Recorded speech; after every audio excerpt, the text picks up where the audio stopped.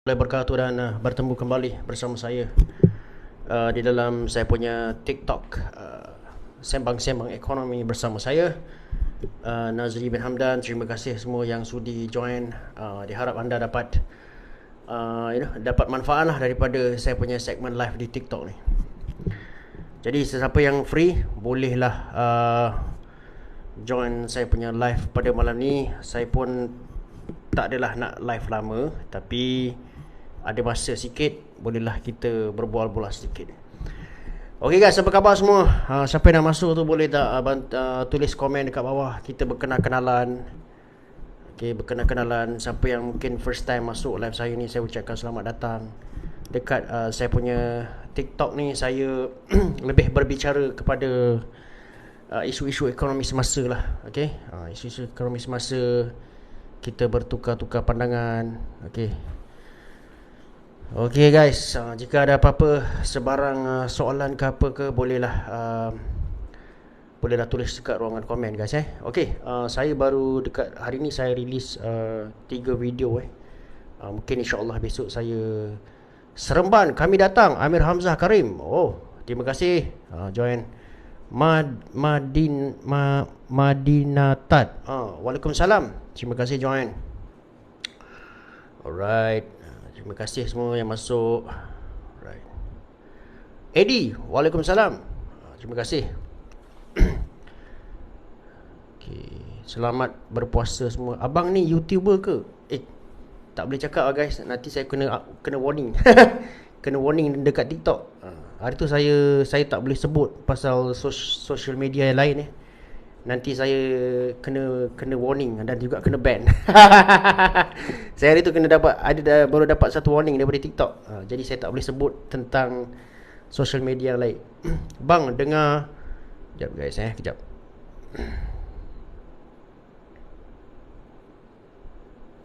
Bang, dengar Mi OPR naik betul ke? Ada ke barang kalian tapi tak 100% pastilah. Sebab kalau you all tengok sebelum ni, pada awal tahun ni dijangkakan semua, boleh dikatakan semua ahli ekonomi dan research house menjangkakan OPR naik.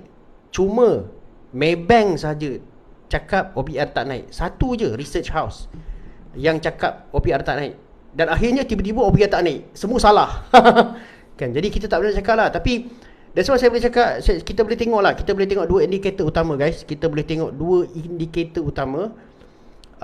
Nak borak pasal apa ni? Tak tahu. Kita borak je lah pasal apa-apa, pasal ekonomi. Dua indikator utama guys kita boleh tengok, iaitu yang pertama kita tengok inflasi, yang kedua kita tengok kita punya perubahan dalam ringgit Malaysia. Kalau kita tengok ringgit tu semakin jatuh, ada kemungkinan bank negara akan naikkan OPR.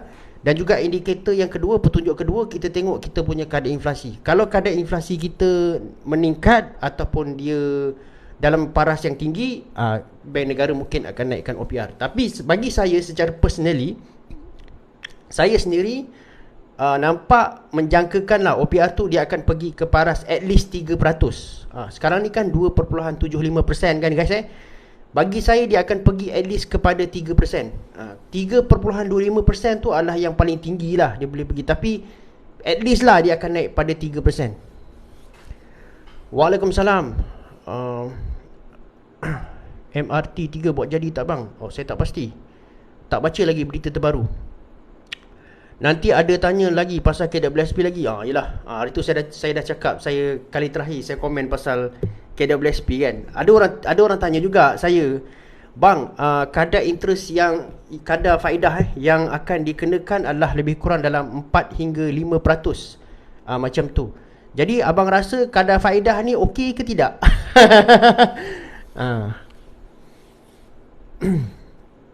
Tolong ulas PM pergi negara Arab. Saya rasa guys, kita ketepikan lah pandangan politik kita guys Tapi pada saya lah, PM kita ni dia nampak dia agresif lah dalam mempromosikan Malaysia untuk pelabur-pelabur luar kan. Bagi saya benda tu bagus lah kan.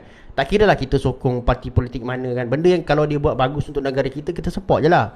Cuma guys, kita kena faham lah guys That's why pentingnya dekat negara kita ni, kita kena pastikan beberapa benda ni kena betul dulu. Yang pertama, politik kita kena stable.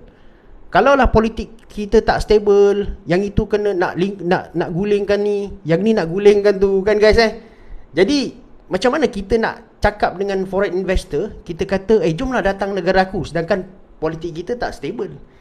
Betul tak? Macam mana kita nak ajak orang luar datang negara kita? Jadi kita kena stablekan ni dulu guys tu nombor satu lah. Pada saya benda asas ni kita kena baiki dulu. Itu dari segi political stability. Barulah kita boleh ajak orang datang ke negara kita melabur, betul tak guys? Yang kedua, kita tengok kita punya corruption lah. Corruption kita bersih tak? Kita punya corruption bertambah dapat diturunkan ke tidak? Committed ataupun tidak kerajaan membendung rasuah dekat negara kita? Barulah kita berani ajak orang datang negara kita. Tapi kalaulah dekat negara kita ni pun ini gulingkan tu, itu gulingkan ni, macam mana kita nak ajak orang datang? Orang nak datang pun takut, betul tak? Jadi benda-benda asas ni kita kena betulkan dulu lah guys Kita ketepikan fahaman politik kita lah. Pada saya benda yang okey, benda betul tu kita terima je lah kan. Okay guys, bantu saya tap screen. Tap screen, kalau boleh naikkanlah, bantulah saya kepada 10k. Sakinah, terima kasih Sakinah bagi saya gift. Semoga dimurahkan rezeki Sakinah. Okay.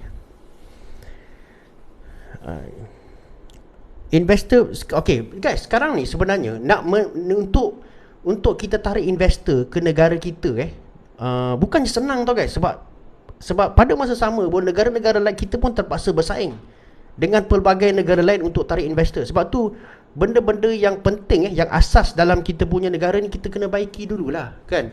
Barulah kita boleh ajak orang, jomlah datang negara aku, jomlah invest kat negara aku. Kalau tak kira lah PM tu siapa pun susah dia nak yakinkan orang datang negara kita kalau negara kita tunggang langgang. Betul tak? Itulah guys Sebab itulah daripada dulu saya ada cakap bahawa political stability tu sangat penting untuk kita meyakinkan pelabur asing lah masuk. Sebab tak ada siapa pun pelabur yang nak masuk kalau kita punya politik ni tak stable. Bang cuba ulas pasal USB Bank pasal USB Bank take over Credit Suisse. Besok saya akan keluarkan video. Tadi saya ada keluarkan satu video pasal Willow Project lah. Ada orang tanya saya, bang keluarkanlah video pasal Willow Project. Tadi saya dah keluarkan pasal Willow Project. Besok saya akan keluarkan, InsyaAllah saya akan keluarkan video pasal Sri Lanka. Itu pun orang ramai tanya saya, bang keluarkanlah video pasal Sri Lanka. Okey, saya keluarkan besok insyaAllah. Dan lagi satu saya keluarkan Credit Suisse take over by UBS. Besok saya akan keluarkan lah. Korang tunggulah. Okay. Sebab tadi saya hari ni saya apa ni? Saya hari tu saya kena apa ni? Kena banyak orang tanya saya pasal monopoli. Jadi that's why lah hari tu hari ni saya sibuk sikit lah jawab pasal monopoli. Apa yang korang fikir pasal monopoli Puspakom? Korang sokong ke korang tak sokong? Tapi saya cuba korang komen dekat situ korang sokong ataupun tidak monopoli Puspakom ni ditamatkan. Sebab kadang-kadang saya tak faham kadang-kadang ada orang marah monopoli Puspakom ni ditamatkan. Ada orang marah. Itu saya tak boleh faham kan? Ada orang marah tau. Monopoli Puspakom ditamatkan. Ada orang marah. Itu saya tak boleh faham kan. Okey. Ada orang marah. Ada orang marah monopoli Puspakom ditamatkan. Kita ni sebenarnya kadang-kadang masalah kita kita cakap barang tinggi, barang mahal, barang atas. Kemudian kita nak hapuskan Puspakom. Bukan hapuskan Puspakom lah. Kita nak Puspakom tak hapus lah kan. Kita nak hapuskan monopoli. Okey. Monopoli itu secara logiknya lah daripada perspektif ekonomi, of course dia mampu berpotensi untuk menurunkan harga. Bukan harga je guys, dia pun akan memberi kesenangan kepada kita juga kan. Lepas tu ada orang marah cakap ini nak menjahanamkan bisnes Melayu. Okey lah, tu saya malas nak masuk bab tu lah. Okey, bab tu saya malas. Cuba korang fikir kat sini lah macam ni lah Katakanlah contohnya lah Puspakom punya monopoli ditamatkan dan kemudian kebanyakan inspection ni diberikan kepada dibuka contohnya macam bengkel-bengkel yang di-approve oleh kerajaan contohnya dah boleh buat inspection. Benda tu kan senang untuk kita kan guys. Betul tak? Kita dah boleh pergi mana-mana bengkel yang disahkan dan diluluskan oleh kerajaan, certified bengkel ke kan, workshop yang diluluskan oleh kerajaan untuk buat inspection. And then kita boleh buat inspection dekat situ. Kan senangkan kita, tak payahlah kita pergi beratur ramai-ramai selonggok dekat Puspakom. Betul tak? Kan senang memudahkan pengguna. Betul tak guys? Itu pun ada orang marah juga. Saya pun tak faham lah. Tapi tak apalah, masing-masing. TNB pun monopoli juga. Okey guys, dia macam ni sebenarnya pada pandangan saya lah. Menghapuskan monopoli ni memang penting, memang bagus guys. Cuma ada sesetengah tu dalam sektor ekonomi kita, kita tak boleh nak hapuskan monopoli tu. Ada sesetengah sektor lah, bukan semua, ada sesetengah sektor. Contohnya, kenapa kita tak boleh hapuskan, kenapa monopoli tu wujud dalam sesetengah sektor ni? Sebab bukan semua orang yang boleh masuk ke dalam pasaran tu. Okey? Contohnya lah, kalau kita kata okey, kita buka liberalize, kita buka lagi satu company yang boleh bersaing dengan TNB for example. Ada tak company yang sanggup keluarkan kos untuk bina diorang punya own infrastructure dan kemudian diorang bersaing dengan TNB? Ada tak macam tu yang boleh keluarkan modal yang sebesar TNB tu untuk bersaing? Mungkin ada, tapi mungkin tak ada guys. Sebab kosnya terlalu tinggi untuk diorang masuk ke dalam market tu. Jadi disebabkan itulah berlakunya monopoli dalam setengah sektor dalam ekonomi kita. Tapi dalam sektor-sektor tertentu yang mana orang pun ada kemahiran nak buat benda tu, contohnya macam vehicle inspection, ramai orang bengkel-bengkel boleh buat guys. Itu kita boleh bagi kepada bengkel lain, kita boleh pecahkan monopoli itu. Dalam setengah sektor mungkin susah sikit guys, tapi dalam sektor-sektor tertentu tu kita boleh pecahkan. Habis Puspakom tak boleh buat duit. Pada saya, kalau diorang nak buat duit, diorang nak maintain diorang punya customer, satu je jawapan dia: pertingkatkan kualiti. Pertingkatkan kualiti guys. Dalam persaingan, bila kita bersaing, kita kena bersedia untuk tingkatkan kita punya kualiti. Dah tak boleh lepas dah tak boleh lah sombong-sombong kan. Kena ramah dengan pelanggan, kena cepat, kan macam itulah. Jadi kena kualiti tu kena up to date jugalah. Kan? Itu je lah cara untuk bersaing.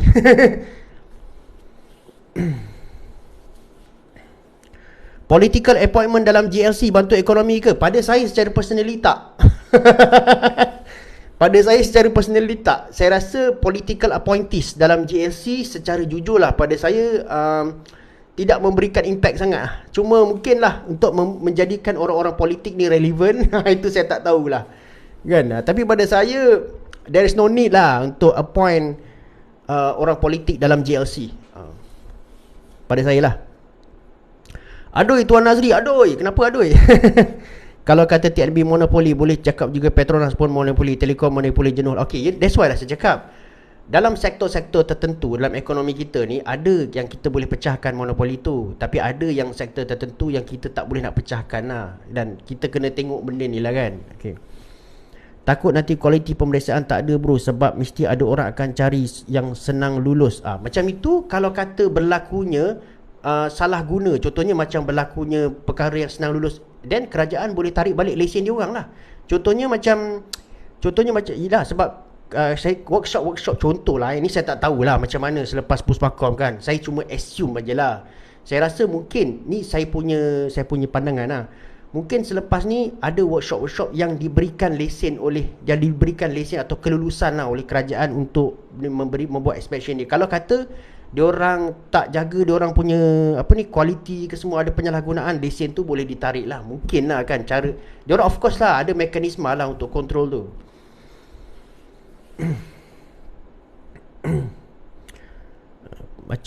Sama macam Grab bang, divider Lala Move perlu ada kompetitor. Ya betul.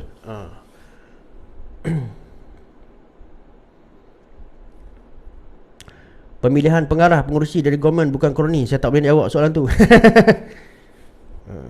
Yelah, kalau kita nak katakan senang lulus, macam tadi betul lah siapa cakap ni, Ustaz Aziz Azrim. Okay, konsesi tamat bro, 15 tahun bukan saja tamatkan monopoli. Betul, itu saya setuju. Okay, konsesi memang tamat 15 tahun pada tahun depan, bukan tahun ni. Tapi kerajaan boleh je nak sambung konsesi dia orang kalau nak. Okay, cuma dia memilih untuk tak sambung. Okay, kalau nak sambung boleh je. So that's what the decision is back to the government lah. Kan?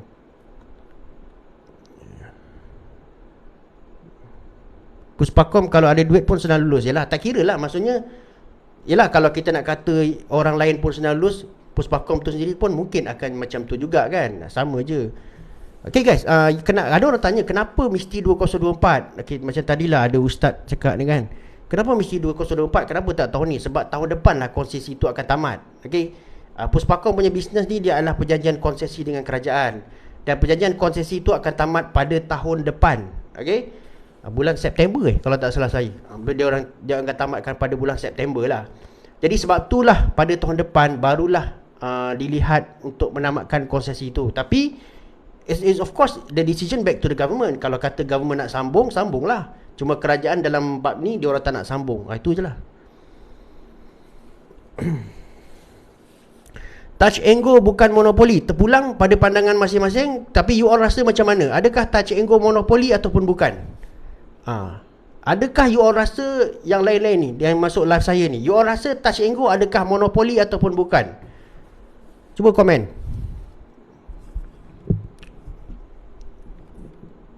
You rasa macam mana? Touch and Go adakah monopoli ataupun bukan?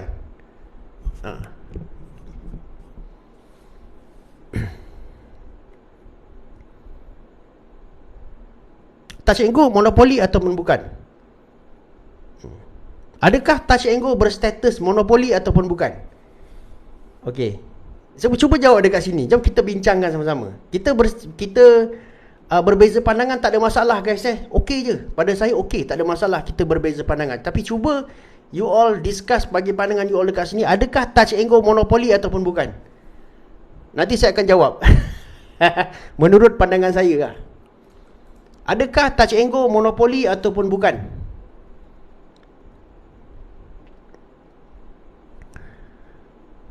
Buka kotak bro. Nantilah saya buka kotak kemudian. Monopoli.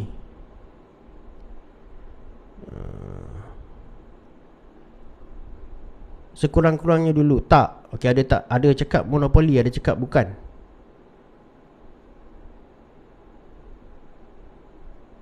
Ni lagi satu kroni pula. Monolog.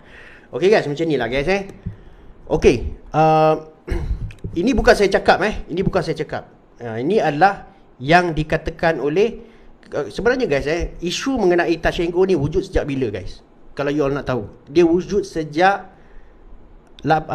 satu aduan lah yang dibuat oleh Fomka. Tahun ke berapa saya tak ingat. Fomka ada buat satu laporan kepada Suruhanjaya Persaingan Malaysia ataupun MYCC, yang mana diorang komplain lah pasal Touch and Go. Benda ni memang ada dalam berita dan memang ada dalam laporan Diorang Fomka, dia report kepada MYCC, dia cakap Touch and Go adalah sebuah monopoli. Kemudian monopoli yang menekan pengguna lah. Maksudnya dia tak adil lah kepada pengguna kan. Kemudian MYCC pun siasat, Suruhanjaya Persaingan Malaysia pun siasat. Okey, dalam laporan Suruhanjaya Persaingan Malaysia tu, MYCC tu, apa yang dia cakap adalah monopoli tidak semestinya melanggar Akta 712 Akta Persaingan 2010. Maksudnya kalau saya baca laporan tu lah, Suruhanjaya Persaingan sendiri mengakui bahawa Touch and Go memang satu monopoli, tetapi dia tidak melanggar Akta Persaingan 2010. Dia macam tu lah lebih kurang. Tapi kalau kalau pada pandangan saya lah, adakah Touch and Go sebuah monopoli? Pandangan saya ya. Kenapa? Sebab diorang memonopoli cara untuk kita buat bayaran dekat tol tu. Sebagai contoh, kita tak boleh kita memang kena pakai Touch and Go lah. Itu adalah yang mengikut pandangan Suruhanjaya Persaingan Malaysia lah, MYCC. Itu yang dia cakap lah. Bukan saya cakap itu dia cakap. Tapi pandangan saya bersetuju juga dengan pandangan diorang, iaitu kalau kita unless kalau dia buka lah multiple payment system kan, kita boleh bayar pakai debit card, itu semua then tak apalah. Macam goyang pula. Itu pandangan masing-masing guys jangan marah pula kita discuss secara baik-baik sudah lah. Jangan marah-marah lah.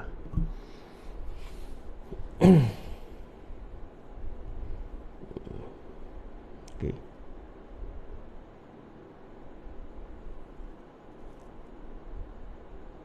Kalau sistem tu bagus dan tiada masalah, adakah masih dikira monopoli? Okey, dia bergantung juga guys. Sebab tu saya cakap, kalau sistem tu bagus dan dia tidak bermasalah. Tak bermasalah ni macam mana guys? Dia tidak menekan pengguna lah. Maksudnya dia tidak memaksa pengguna, pengguna tak susah. Contohnya, sebuah syarikat monopoli tu dia membuat perubahan-perubahan tertentu, tapi perubahan-perubahan tu semakin memudahkan pengguna. Dia tidak menyusahkan pengguna.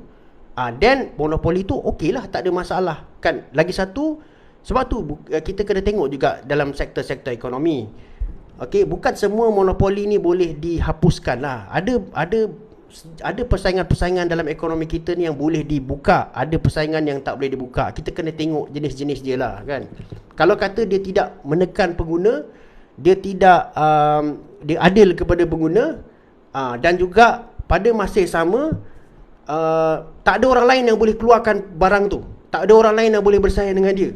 Sebab mungkin di atas faktor teknologi, di atas faktor modal, faktor kos dan sebagainya, itu akan okey lah pada saya, boleh diterima lah.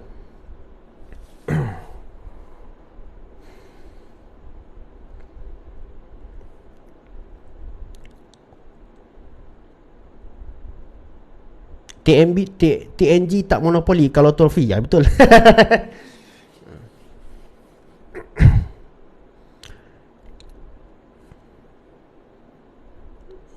Tapi korang rasa macam mana? Adakah, tapi secara asasnya lah, pada saya, kita bergerak ke arah dismantling monopoli tu, pada saya itu satu usaha yang bagus lah. Maksudnya ada certain sektor dalam ekonomi kita yang kita boleh buka untuk persaingan. Kenapa kita tak buka? Betul lah guys? Itu bagi pandangan saya lah. Ada setengah sektor, bukan semua sektor, setengah sektor ni yang mana kita boleh buka dan orang lain boleh pada masa sama boleh deliver that service, boleh deliver barang tu. Dan kenapa kita tak buka untuk wujudkan persaingan? Betul lah guys Itu pandangan saya macam tu lah. Bukan semua. Maksud saya kita kena tengok sektor-sektor yang tertentu dalam ekonomi kita. Kalau kita kata nak dismantle monopoli, kita tak boleh dah cakap semua monopoli kita nak hapuskan. Pada saya itu tak relevan. Pada saya kita kena tengok sektor-sektor ekonomi yang mana yang boleh kita buka dan kita galakkan persaingan dalam tu, supaya kita boleh meningkatkan persaingan dan juga bagi servis yang lebih bagus kepada orang, dan boleh offer satu harga yang lebih kompetitif lah.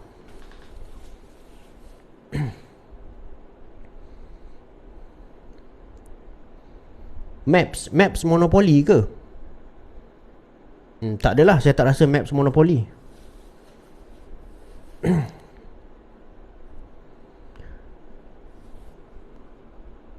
Monopoli ni macam direct nego dan open tender ke bro? Bukanlah. Dia monopoli ni dia hanya satu saja.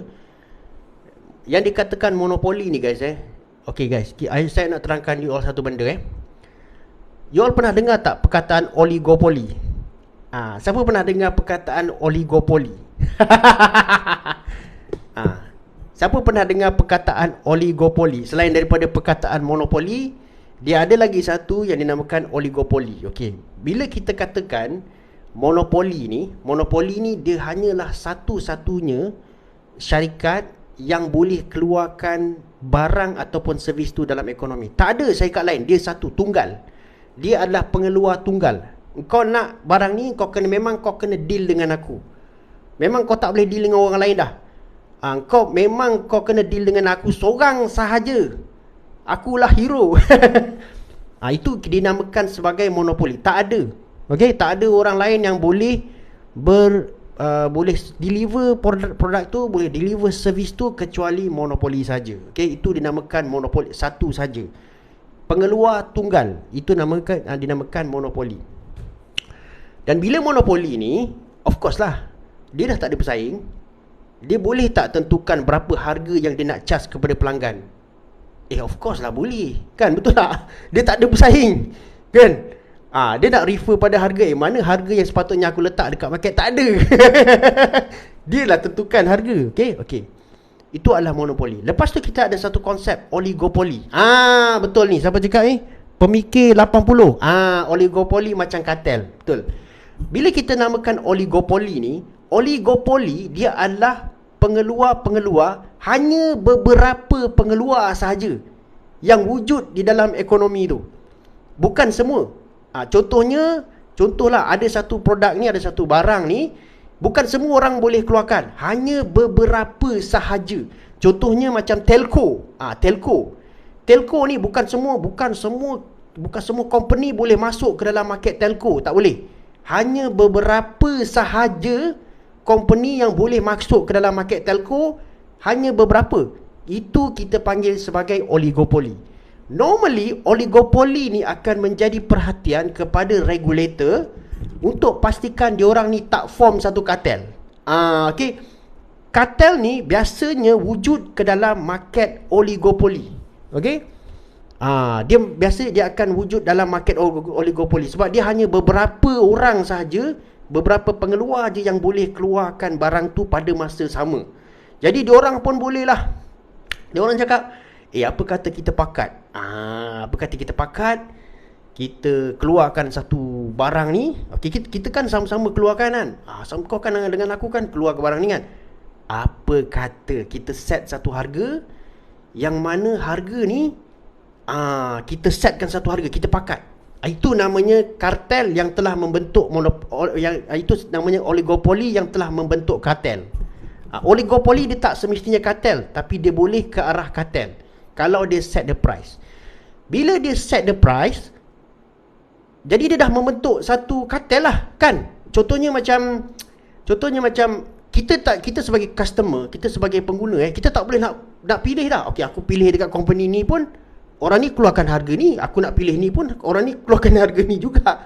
Aku nak pilih ni pun orang ni keluarkan harga ni juga, sama. Jadi harga tu dia dah pakat. Dekat sinilah satu Suruhanjaya tu yang dinamakan sebagai Suruhanjaya Persaingan Malaysia ataupun MYCC tu akan bertindak untuk mengatasi kelemahan dalam sistem ni macam ni lah.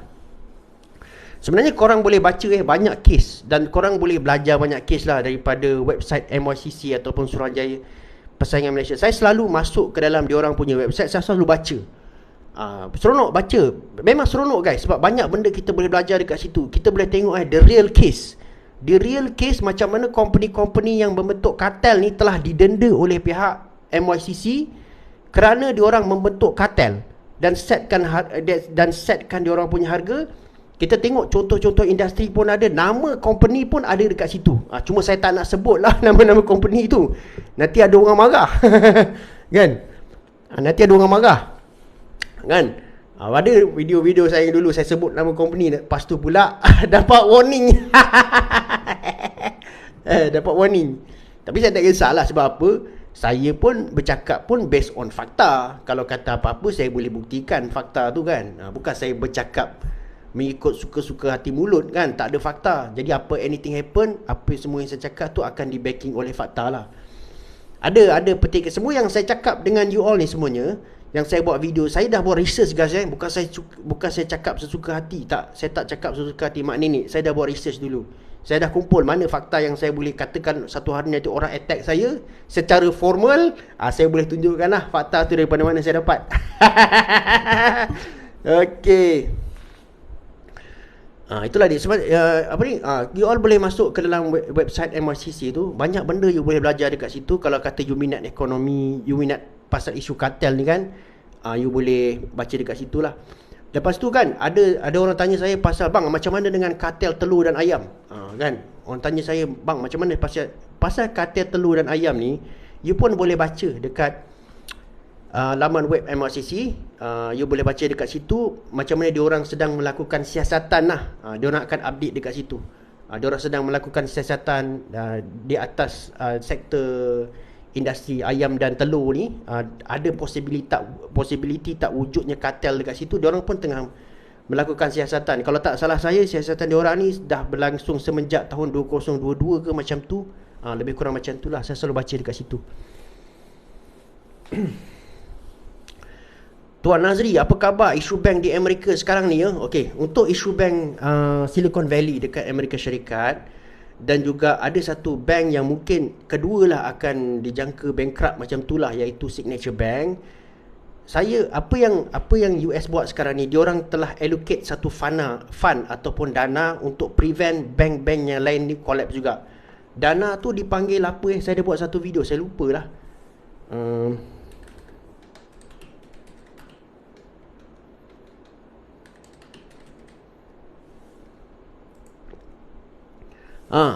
Dana ni dipanggil sebagai Bank Term Funding Program ataupun BTFP. BTFP ataupun Bank Term Funding Program.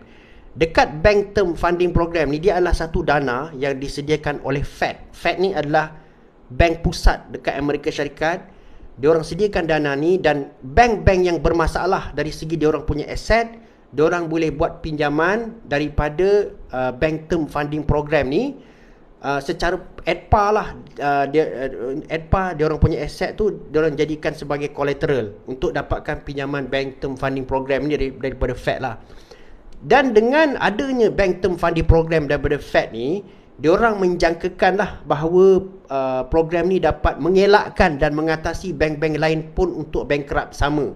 Sebab tu selepas daripada masalah Silicon Valley Bank, lepas tu kita ada Signature Bank, kita dah, diorang harap lah yang bank-bank lain akan stable lah. Kalau ada masalah pun Fed cakap dengan diorang, jangan takut, kalau ada masalah minta aja daripada aku, pinjam daripada Bank Term Funding Program ni. Sebab Bank Term Funding Program, dan juga lagi satu yang diorang buat adalah diorang punya FDIC, Federal Deposit Insurance Corporation, FDIC. Diorang buat satu perkara yang di luar kebiasaan. Di luar kebiasaan. Contohnya macam FDIC ni, biasanya diorang akan cover sebanyak 250,000 US dollar sahaja. Tetapi dalam kes ni, dalam kes bank collapse pada tahun 2023 ni, diorang buat pengecualian. Yang mana diorang cakap, okey, lebih daripada 250,000 pun aku akan cover. Ni tak pernah berlaku, guys. Ni tak pernah berlaku. Diorang buat exception ataupun pengecualian. Lepas kalau dah habis kau punya deposit di atas 250,000 pun aku akan cover juga. Jangan takut. Ini sebenarnya untuk restore confidence orang ramai. Okay, sebab kita tahulah kalau kata bank crisis ni, biasa dia ada contagion effect. Jadi dengan adanya Bank Term Funding Program, lepas tu FIDC pula cover benda ni, jadi diharapkanlah bahawa benda ni dapat stop banking crisis ni daripada berlaku. Dan Fed pun pada masa sama yakinlah yang banking crisis ni diorang dapat stopkan. Sebab itulah diorang naikkan interest rate diorang, kadar faedah diorang kepada sebanyak 0.25%. Itulah Kalau tak, diorang dah stop dah kenaikan dalam katalah diorang dah stop dah kenaikan di dalam diorang punya kadar faedah tu. Sebab tu diorang berani naikkan diorang punya kadar faedah sebanyak 0.25% lagi. Sebab diorang yakin lah, kita tengok dekat situ, diorang yakin lah yang banking crisis ni dapat di stop lah. So itu daripada saya nampak lah ya, FDIC buat exception. Dia buat exception. Tapi kita kena tahu juga kenapa FDIC buat exception ke atas Silicon Valley Bank. Sebab yang pinjam duit, yang ada deposit dekat Silicon Valley Bank ni bukan orang-orang biasa, guys. Kan, ini adalah startup tech company tau. Kebanyakan yang simpan duit dekat Silicon Valley Bank tu adalah startup company. Maksudnya diorang ni memang ada deposit yang lebih daripada 250,000 lah. Kan, duit diorang memang banyak. Kan. Jadi kalau kata setakat dia cover 250,000, berapa sangat. Sebab itulah bila diorang pernah cakap, kalau diorang cover, diorang pernah cakap bahawa lebih 90% daripada deposit dekat Silicon Valley Bank ni adalah yang jumlah yang tidak diinsurankan. Betapa banyaknya duit dekat Silicon Valley Bank ni, yang mana duit-duit ni sebenarnya dipunyai oleh startup tech company lah. Jadi company lah yang ada duit dekat kebanyakannya company startup yang banyak duit, yang simpan duit dekat Silicon Valley Bank ni lah. Lebih kurang macam tu lah. Bukan pendeposit kita macam biasanya kan. Dia adalah company yang memang banyak duit lah.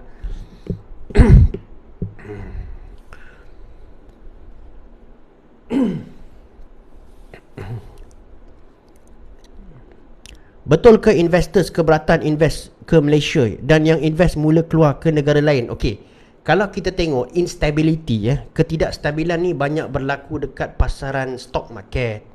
Bukannya dari segi FDI ataupun foreign direct investment, FDI. Dia lebih kepada capital capital flow lah. Yang kita katakan bahawa ada ura-ura bahawa pelabur-pelabur lari keluar. Itu daripada dalam stock market, ataupun pasaran saham lah. Tapi kalau dari segi pasaran yang lain-lain lah, contohnya macam foreign direct investment, benda tu okey je. Sebab tu kalau kita tengok Amazon datang, Tesla datang kan, then itu adalah kita panggil sebagai foreign direct investment lah, FDI. Yang lain-lain ni contohnya yang dikatakan ura-ura kata pelabur lari tu, dia lebih kepada dalam pasaran saham lah.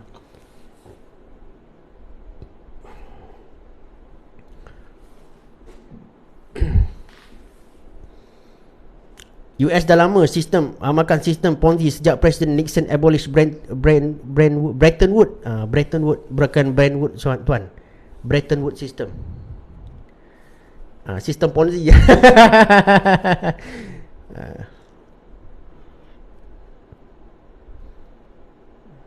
Bretton Woods collapse. Yalah, Bretton Woods system collapse pada zaman Presiden Nixon.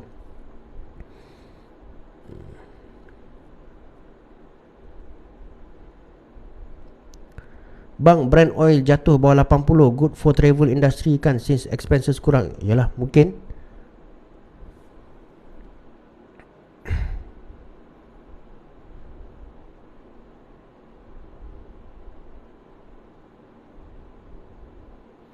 Macam PIDM ke? Ya, FDIC dia macam PIDM. Fungsi sebenarnya model untuk buat PIDM tu daripada ni lah, daripada apa ni, FDIC lah. Apa PIDM dekat Malaysia? Perbadanan Insurance Deposit Malaysia. Macam tu lah. Dia punya fungsi lebih kurang sama macam FDIC dekat US. FDIC dekat US ni guys, dia sebenarnya wujud sejak tahun 1933 lah, iaitu semasa satu krisis ekonomi bertahap skala besar yang kita panggil sebagai The Great Depression, pada tahun 1930-an lah. Itu kita panggil sebagai The Great Depression lah. Pada satu ketika dulu pada tahun 1930-an, yang mana banyak collapse-nya sistem perbankan ni semua, yang menyebabkan masalah bank run berlaku lah. Dia orang kebanyakan pendeposit ni dah tak yakin kepada sistem perbankan pada masa tu. Dan sebab itulah FDIC ni diperkenalkan. Dan untuk memastikan keyakinan kepada sistem perbankan ni wujud lah. Okay? Dan dari situ kita tengok model tu, kita buatlah dekat Malaysia pula. Itu kita panggil sebagai PIDM lah. Akan tetapi, bang, raya mana tahun ni? Saya punya sebenarnya guys, saya ni orang apa ni, kampung halaman saya, mak saya dekat ni, dekat Macap. Macap. Saya pernah buat satu video kan, story saya dekat Macap. Saya sebenarnya kampung saya dekat Macap. Kampung mak mertua saya dekat keluarga mertua saya dekat ni, dekat Tangkak. Tapi kita ada satu lagi dekat ni lah, kebanyakan saudara mara sebelah mertua saya dekat Pahang lah. Mungkin ke tahun ni saya pergi ke Pahang pula lah. Saya beraya gila-gila lah. Tahun ni tahun kita beraya ke Pahang, saudara mara sebelah mak mertua saya. InsyaAllah. Kalau hutang Malaysia dapat dikurangkan, apa kesan yang kita dapat? Banyak kesan kita dapat tu guys. Okay guys, bila kita dapat mengurangkan kita punya hutang, okay, dan juga yang paling penting sekali adalah, saya melihat macam ni lah, bila kita dapat mengurangkan kita punya beban hutang, macam kita sendirilah kan. Kalau kita dapat uruskan hutang kita dapat jaga kewangan kita, apa yang kita akan buat? Kita ada lebihan, betul tak? Daripada lebihan tu, apa kita boleh buat? Kita boleh buat investment, kita boleh beli aset. Betul tak guys? Jadi sama juga macam kerajaan. Kalau kata kerajaan berjaya mengurangkan dia punya defisit, dia orang bolehlah beli aset, dia orang bolehlah buat investment.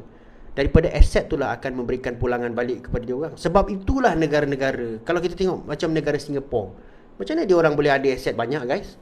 Macam mana dia orang punya total asset ni lebih banyak daripada dia orang punya liability. That's why dia orang ni hutang sekarang ni 100% daripada dia orang punya GDP. Dia orang relax, senyum, tak macam kita. Kenapa? Sebab dia orang dah di backing oleh aset yang besar. Macam mana dia orang boleh kumpul aset ni guys? Sebab dia orang ni dah mengalami surplus bertahun-tahun lamanya guys. Kita cuma surplus tahun 1990-an je. Selebihnya kita defisit. Diorang dah surplus je. Duit diorang banyak. Apa diorang guna untuk duit tu? Diorang belilah aset. Diorang belilah investment. Diorang buatlah pelaburan.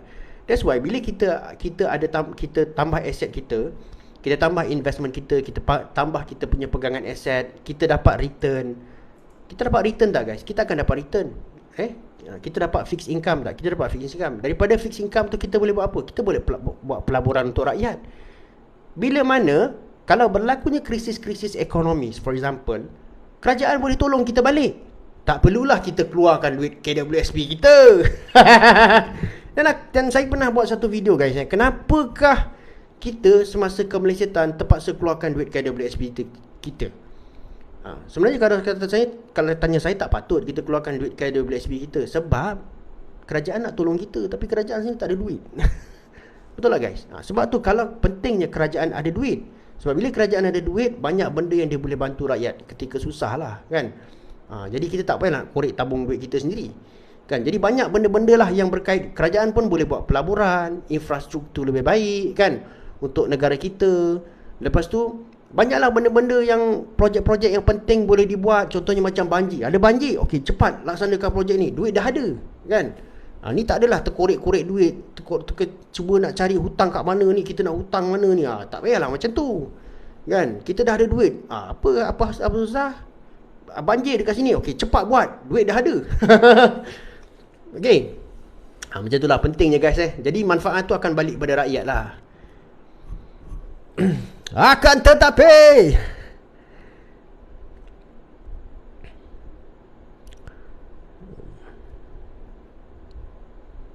apa komen abang bila dituduh abang pro PH? Aku senyum je lah. Aku pelik jugalah. Saya pelik jugalah sebab bila saya mengkritik polisi Anwar Ibrahim, tak ada pula orang-orang ni cakap saya ni pro PN. Tapi bila saya cakap benda yang bersetuju dengan kerajaan, ui lah, kena attack ke pom. Tak apalah, nak buat macam mana kan. Nak buat macam mana lah kan. Okey je, senyum je lah. Nak buat macam mana. Lepas tu siap kena fitnah lagi. Siap kena fitnah. Aduh, tak apalah, nak buat macam mana. Pandangan orang kan, kita tak boleh nak paksa orang nak cakap macam tu. Dia cakap juga kan, kita nak buat nak cakap macam mana. Tapi saya cuba untuk menjadi non-partisan lah. Betul, Muhammad Dusrah. Betul. Saya cubalah sedaya upaya saya, sebaik saya untuk menjadi non-partisan walaupun dituduh. Aduh. Bang, GST bangkitkan balik bagus atau tak? Kalau pada saya GST bagus. Pada saya, kalau tanya saya lah, dia adalah satu sistem percukaian yang bagus lah. Cuma, dan kerajaan pun dia orang tak cakap yang dia orang akan completely eliminate GST. Macam Anwar cakap pun, dia kata sekarang ni mungkin belum masa sesuai untuk kita laksanakan GST. Tapi dia tak pernah cakap yang kerajaan takkan laksanakan GST. Bagi saya melihat GST itu adalah satu option yang baik untuk kerajaan untuk meningkatkan pendapatan kerajaan kan. Jadi saya rasa, pada saya lah, GST itu lebih baik sebenarnya. Dia lebih transparent lah, dia lebih telus lah. Okey tuan, parti mana? Tak boleh cakap. Saya lalang. Saya lalang. Mana yang okey saya sokong lah. Saya lalang lah. Bang, betulkah lagi bank-bank besar akan kebarangkaliannya kurang lah apabila diorang dah wujudkan satu program ni, bank term funding program. Tadi saya ada ulas 100% loan rumah tak ada, akan teruk market rumah. Saya tak pastilah guys tentang market rumah. Dia dah tak ada 100% loan lagi guys. Saya kurang pasti pasal benda ni. Betul lah guys, rumah sekarang dah tak boleh buat loan 100%. Industri kripto, apa pandangan abang? Industri kripto adalah satu industri yang mana dia adalah satu pelaburan yang berisiko tinggi, dan kita kena berhati-hati, dan kita kena tahu bila kita nak exit the market. Dah tak ada 100%. Oh, dah tak ada dah. Okey. Saya beli rumah dah lama dah kan. Dah lama dah saya dah tak follow lagi dah. Oh, dah tak ada 100% tuan-tuan ni ada pula, boleh pula 100% financing rumah, dia kata Zack. Saya pun tak pasti guys. Bolehlah bantu-bantu jawab siapa yang pandai kat sini. Bang, ada simpan Bitcoin? InsyaAllah ada.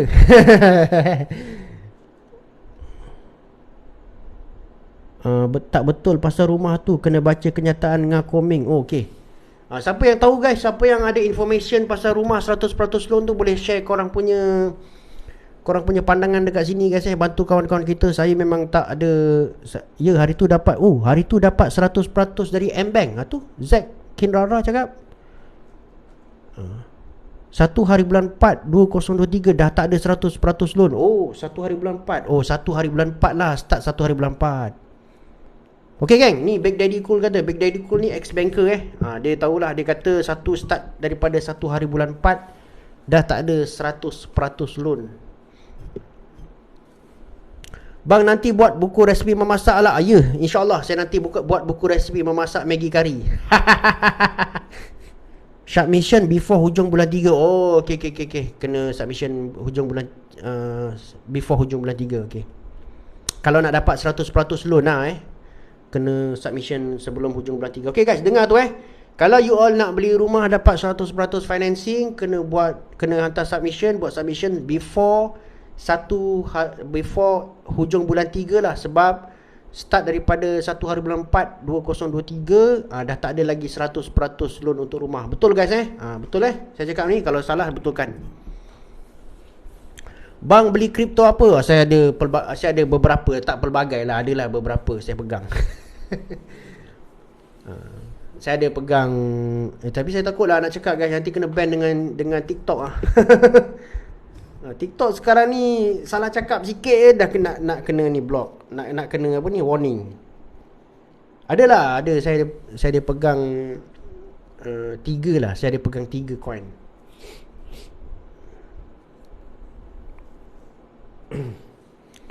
Sensitif sangat TikTok. Ya, sensitif sangat. Saya cakap hari tu saya dah kena warning. Lepas tu saya punya video tu, beberapa video saya dah kena ban. Dia kata apa ni, dia suruh saya remove video tu. Saya pun tak tahu kenapa. Ada yang cakap apa ni, sebenarnya dia ada send saya satu notis. Dia kata you punya video kena report. Siapa dah nak report? Ada juga orang dengki kat aku Lepas tu saya buat live pun kena warning juga hari tu. Lepas tu dia kata CEO TikTok kena tam. Okay guys, TikTok betul ke guys nak kena ban dekat US? Cakap berkias bang. Ni saya dah tengah cakap berkias ni.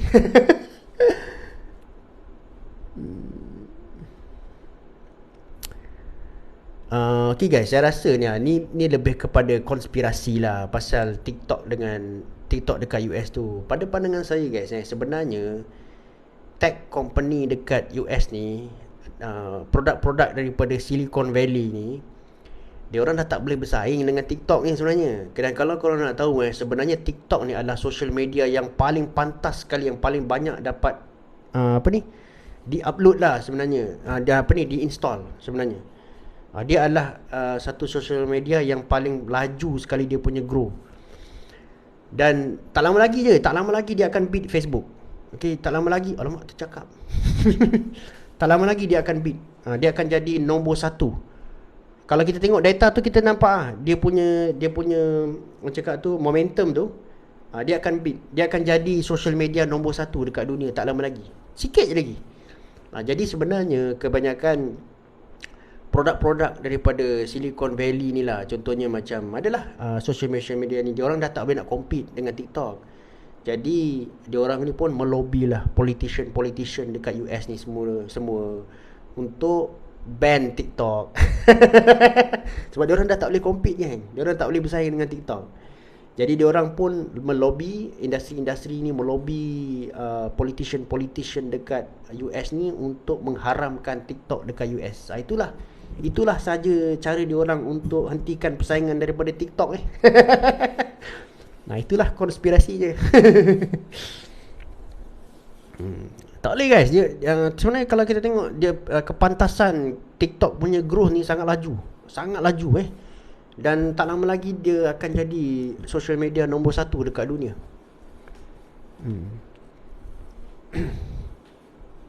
Mark punya kerja tu melobi ya. Yeah. Contohnya macam yalah Facebook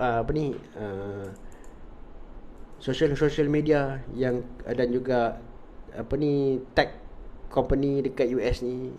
Korang tahulah apa company tu kan, nanti aku sebut kena ban pula. Nanti korang tahulah. Sekarang ni social media nombor 1 dunia apa. Tak lama lagi dia akan kena potong lah. Jadi itu je lah cara-caranya untuk diorang menamatkan persaingan. Bang, industri mana yang bagus kerajaan kekalkan monopoli? Okey, kalau tanya saya lah, sebenarnya adalah beberapa sektor yang mana dia bukan soal bagus atau tak guys. Dia sebab kalau kita nak kata soal bagus atau tak lah, kalau secara prinsipnya semua monopoli sepatutnya dihapuskan. Itu yang bagusnya secara prinsip. Tapi soalnya sekarang boleh atau tidak ke semua sektor-sektor dalam ekonomi ni yang ada unsur-unsur monopoli dihapuskan? Jawapannya tak boleh. Okey, hanya ada beberapa sahaja sektor yang boleh dihapuskan monopolinya kerana ada orang lain yang boleh menghasilkan servis tu. Ada orang lain yang boleh menghasilkan barang tu. Jadi sektor-sektor macam tu boleh dibuka untuk persaingan. Tapi ada beberapa sektor yang tak boleh dibuka untuk persaingan. Contohnya macam TNB lah. Sebab apa? Nak masuk ke dalam industri elektrisiti ni, dia mungkin memerlukan pelaburan yang besar. Jadi tak boleh nak dihapuskan monopoli itu. Jadi siapakah syarikat company lain yang nak melabur begitu besar macam TNB untuk mewujudkan diorang punya infrastruktur? Mungkin tak ada, mungkin ada lah, mungkin tak ada. Tapi kebarangkaliannya tipis lah kan. Tapi kalau industri solar, yes, solar dia banyak persaingan. Tapi untuk grid punya sistem, mungkin susah lah. Tu kalau tanya saya macam tu lah pandangannya. Bukan soal dia bagus atau tak bagus. Secara prinsip memang sepatutnya monopoli dihapuskan. Tapi ada sesetengah entiti tu yang tak boleh nak dihapuskan lah, atas sebab-sebab yang tertentu. Okay guys, dah 11.47. Terima kasih guys kerana sudi menemani saya live pada malam ni. Terima kasih banyak-banyak. Temankan saya malam ni. Saya terpaksa end live lah. Sekarang ni, setakat ni je lah saya live pada malam ni. Guys, kepada anda semua yang berminat nak dapatkan baju saya ni, bolehlah klik dekat saya punya TikTok shop tu. Dan juga buku-buku saya dekat atas ni lah guys. Ini adalah buku-buku yang saya tulis lah.